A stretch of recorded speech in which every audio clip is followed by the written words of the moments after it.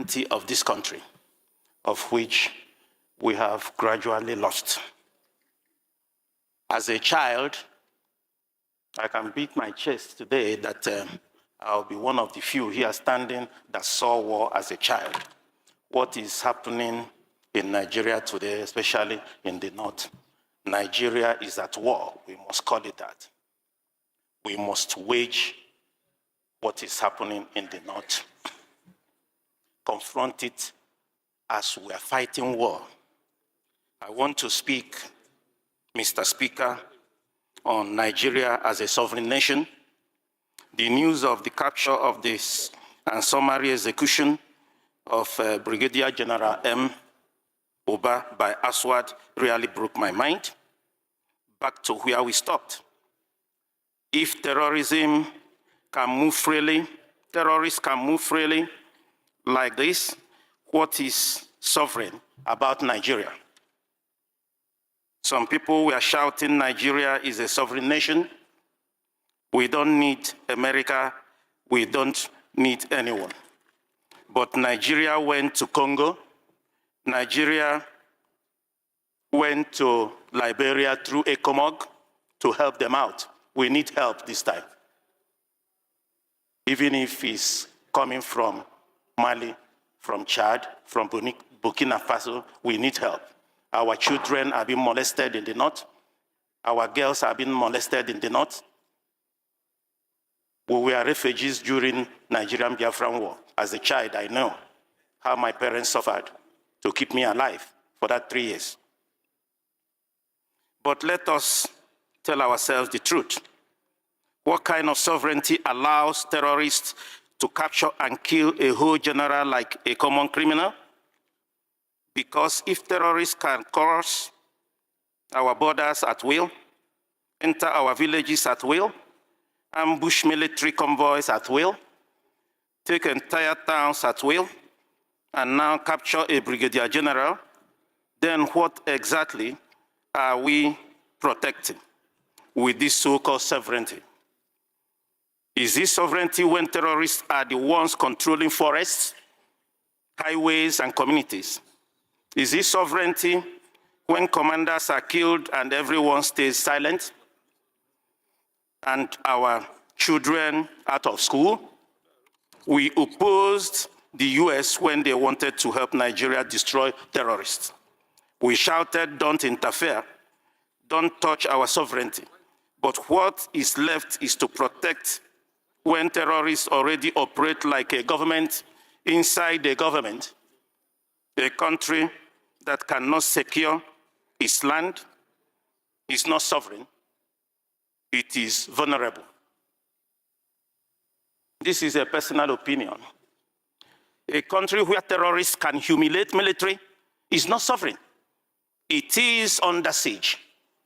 A country that refuses international help while soldiers die is not sovereign. It is stubborn to its own destruction. If a general can fall like this, then all of us are naked. This is not time for pride. Take entire towns at will and now capture a brigadier general.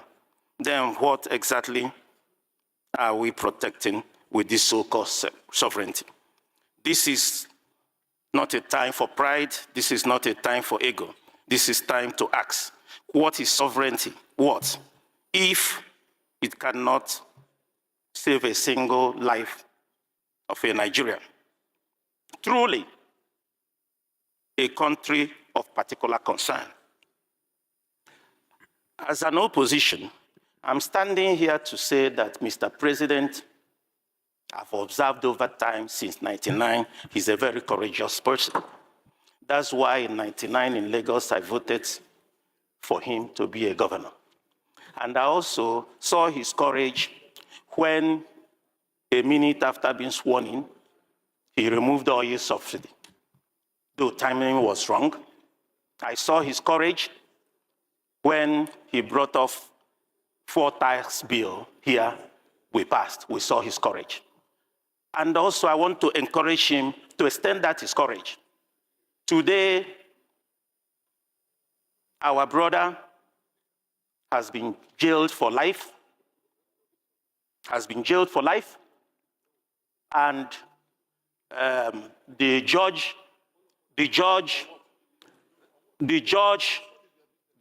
who jailed him saw before him what you are distracting me. The judge who jailed him on Motosho saw things before him that made him to jail him for life. Good enough. But Mr. President has the greatest opportunity now. I'm not a lawyer, but I'm a lawmaker. I'm not a lawmaker. I'm not a judge. I'm a lawmaker. What I am saying today, that Mr. President Leader, please. Mr. President today has the greatest opportunity as a very courageous person, that today I know that Point of order. the counsels to Mazi Kalu Nwankwo has not gone for appeal. We are not appealing today. We are demanding today that within the ambit of law of these 60, 90 days, he has not gone to court. For Mr. President to give him a pardon and release Nnamdi Kanu to us. I rest my case. Okay, thank you. Karen. Question that I have for you is, the Nigerian Constitution prohibits the ownership of firearms, but somehow these Fulani militants operating in the middle belt of region of the country, they're all armed. And we're not talking about ISIS, we're not talking about Boko Haram. Why hasn't there been some type of move or campaign by the Nigerian government to disarm these militants that are operating there, where we're seeing a lot of this killing that is coming from them? They have access to AK-47s and other small arms to slaughter Christians. Is this something that you've been talking to the Nigerian government about? Because I think it would actually have a serious impact, and it is something that I raised with the Nigerian government officials when we met with them. Thank you. Thank you, Representative Moore, and thank you also for your service on this task force that will be providing recommendations and your meetings with the Nigerian officials. Appreciate that. I think that this is an excellent suggestion as part of the strategy that we are putting together, in particular to talk about the policing aspect of this and what is happening in the Middle Belt, so that we can focus resources and have specific recommendations on actions that the Nigerian government can take. I very much appreciate that suggestion. Yeah, it just seems to make all the sense in the world to me. It's like, here we are. I mean, I understand we're not going to get like ISIS to lay their arms down. That's probably more of a kinetic option there that's going to result in their arms no longer being brought up in anger against Christians. But in any event, this seems to be something that, obviously, I'm not saying it's easy, but it is something that they should be doing, they should be looking at. And while I got just a couple seconds left, I would urge the Nigerian government to take a look at pardoning Sunday Jackson, who's an individual who was fighting for his own life, defending his life against one of these Fulani militants. That Fulani militant lost his life in that struggle, and now that person, Sunday Jackson's facing the death penalty. Now, where's the justice in that? Where is the justice in that? And all these Fulani militants are breaking the law. They are breaking Nigerian law. And so this Sunday Jackson disarms this person with a knife, protects his own life. He's going to prison and now faces the death penalty, and Fulani militants just roaming bands of them with AK-47s, and that's no problem. Mm-hmm. You are so right about this question of prioritization. I know I'm over time, Mr. Chairman, but I appreciate the time. Thank you so much, Mr. Moore, for your leadership. Mr. Chairman, thank you so much for your personal invitation, for your leadership, and for your friendship. I'm honored to be back. Psalms 96:14 asks, "Who will rise up for me against the wicked? Who will take a stand for me against evildoers?" Nigeria is facing one of the gravest religious freedom crises in the world.